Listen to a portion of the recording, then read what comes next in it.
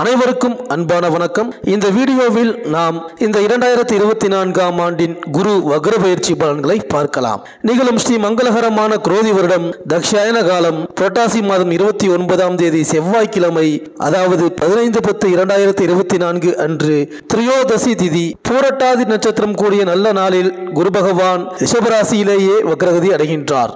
குரு பார்க்க கோடி நன்மை, குரு அருள் இருந்தால்தான் திருவருளை பெற முடியும் என்பார்கள். குருவே சகலத்துக்கும் ஆதாரமாக திகழ்பவர். குருவின் பார்வைப்பட்டாலே சகலமும் நமக்கு கிடைத்து அருளும். அதனால்தான் மற்ற தெய்வங்களை எப்படி வழிபட்டாலும் குரு பகவானை மட்டும் நேருக்கு நேராக நின்று வணங்கச் சொல்லி அறிவுறுத்துகின்றார்கள். தேவ குருவான பிரகஸ்பதி சிவபெருமானின் பரிபூரண அருளை பெற்று கிரகங்களில் ஒருவராக இடம் பிடித்தார். நவ கிரகங்களில் குரு பகவான் எனும் பெயர் பெற்றார். தன்னை நாடி வரும் பக்தர்களுக்கு எல்லாம் அருள்மழை பொழிகின்றார். குருவின் பார்வை, குருவின் யோகம், குருவின் ஆசி இருந்தால்தான் திருமண யோகம் கைகூடும். நம்மில் பலருக்கு குரு பகவானுக்கும் தட்சிணாமூர்த்திக்கும் வித்தியாசம் தெரிவதில்லை. நவக்கிரக வரிசையில் வடக்கு பார்த்து அமர்ந்திருப்பவர் குரு பகவான். சிவாலயத்தில் தெற்கு நோக்கி சின்ன முத்திரை காட்டி அமர்ந்திருப்பவர் தட்சிணாமூர்த்தி. இருவருமே ஞானத்தை அருளும் கடவுள் என்றாலும் வித்தியாசத்தை உணர்ந்து அவரவருக்குரிய மந்திரம் சொல்லி வழிபட்டால்தான் பரிபூரண அருள் கிடைக்கும். கடந்த 1/5/2024 அன்று குரு பகவான் மேஷ ராசியிலிருந்து ரிஷப ராசிக்கு பெயர்ச்சியானார். இந்த நிலையில் வருகின்ற அக்டோபர் மாதம் 15ஆம் தேதி, அதாவது 15/10/2024 அன்று தேவகுருவான குரு பகவான் 12 வருடங்களுக்கு பிறகு ரிஷபராசியிலேயே வக்ரகதி அடைகிறார். இந்த வக்ர நிலை என்பது ஜோதிடத்தில் ஒரு கிரகம் பின்னோக்கி செல்வதை குறிக்கிறது. பொதுவாக கிரகங்கள் பின்னோக்கி செல்வதில்லை, ஆனால் பின்னோக்கி செல்வது போல வக்ர நிலை ஏற்படுகின்றது. இப்படி வக்ரகதி நிலை அடையும் போது ஒரு கிரகம் தான் கொடுக்க வேண்டிய பலனுக்கு அப்படியே எதிராக கொடுக்க நேரிடும். அதாவது சுப கிரகம் நன்மை செய்வதற்கு பதிலாக கெடு பலன்களை கொடுக்கும், அல்லது எந்த பலனும் தராமல் போகும். அசுப கிரகங்கள் நல்ல பலன்களை கூட தரும். இதில் ராகு கேது நிழல் கிரகங்களுக்கு மட்டும் வக்ரகதியை தவிர நேர்கதியே கிடையாது. அதே சமயம் சூரியன் மற்றும் சந்திர கிரகங்களுக்கு வக்ரகதி கிடையாது. இந்த குரு பகவான் ரிஷபராசியில் வக்ரகதி அடைவதால் உங்கள் ராசிக்கு என்னென்ன பலன்கள் கிடைக்கப் போகின்றது, நீங்கள் செய்ய வேண்டிய பரிகாரங்கள் என்ன என்று இந்த வீடியோவில் பார்க்கலாம்.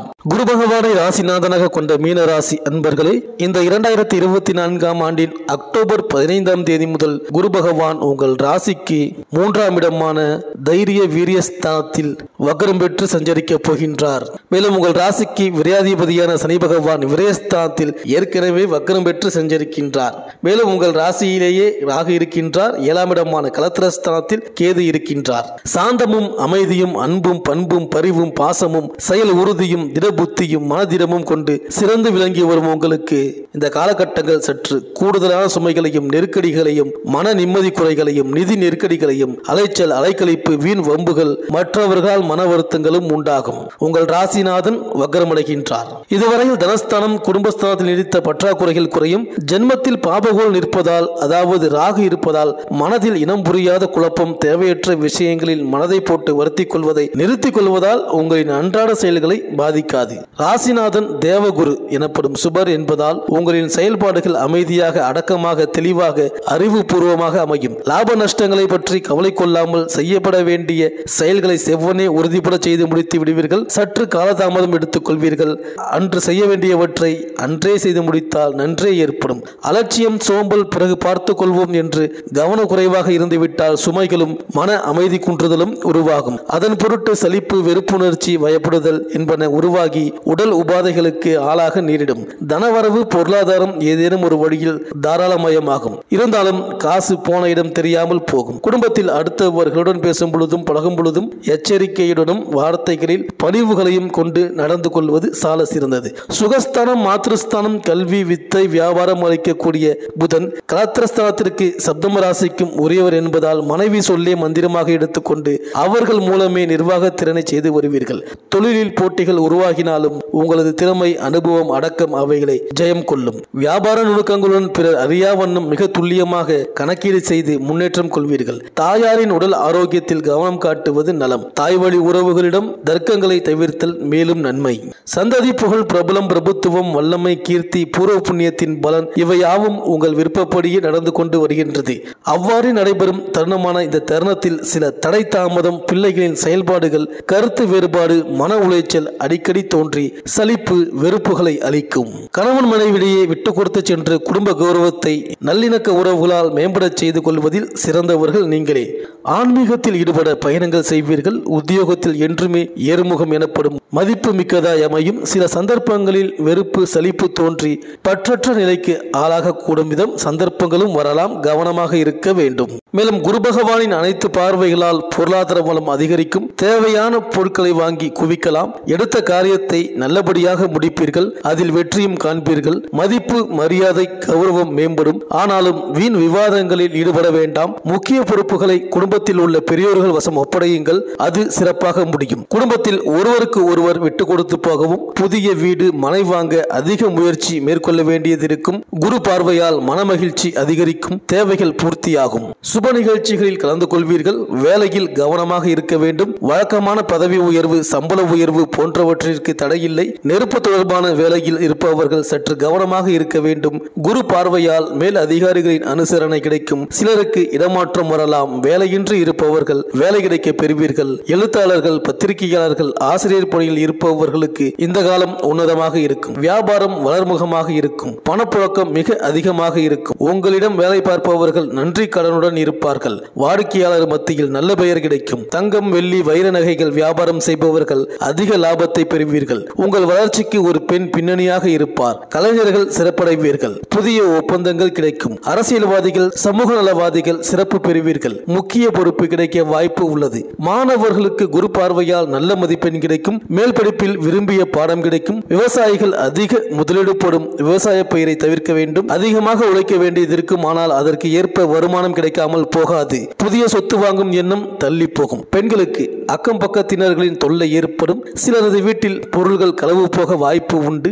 கவனமாக இருக்க வேண்டும். வீட்டினுள் இருந்த சில பிரச்சனை, உறவினர்கள் வகையில் ஏற்பட்ட மனக்கிலேசம், பொருள் இழப்பு முதலியன குருவின் பார்வையால் மறையும். குடும்பத்தில் குதூகலத்தை கொடுப்பார். திருமணம் போன்ற சுப நிகழ்ச்சிகளை நடத்தி வைப்பார். சகோதரிகளால் மேன்மை கிடைக்கும். குழந்தை பாக்கியம் கிடைக்கும். வேலைக்கு செல்லும் பெண்களுக்கு கோரிக்கை நிறைவேறும். மேலும் இந்த நாட்களில் மீனராசியின் 7ஆம் வீட்டில் கேது பகவான் உத்திரம் எனும் சூரிய சாரா நட்சத்திரத்தில் பயணம் செய்வார். இந்த நேரத்தில் வாழ்க்கை துணையுடன் பிரிவு ஏற்படும். அது வேலை மாறுதலாக இருக்கலாம், சண்டையாக அமையும், கடன் தொல்லையாக இருக்கலாம், நோய் பிரச்சனையால் பிரியக்கூடும். சிலரின் தாய் மாமனால் பிரிந்து வாழ நேரிடும். சிலர் இதுவரையில் செய்த வியாபாரத்தை விட்டு மாத ஊதியத்திற்கு வேலைக்கு சேருவார்கள். சிலர் வணிகம், வேலை இவற்றை விட்டு விலகி மனிதருக்கு சேவை செய்ய போவார்கள். சில அரசியல்வாதிகள் லஞ்ச குற்றத்தில் மாட்டிக்கொண்டு சிறை செல்வார்கள். சிலர் புதுவித மருத்துவ சிகிச்சைக்கு வேறிடம் மாறுவார்கள். மேலும் மீன ராசியிலேயே காணப்படும் ராகு ஒருவித கெத்தை கொடுப்பார். இதனால் நீங்கள் அதிக கௌரவம் எதிர்பார்த்து இயங்குவீர்கள். திருமணம் நடக்கும். திருமணம்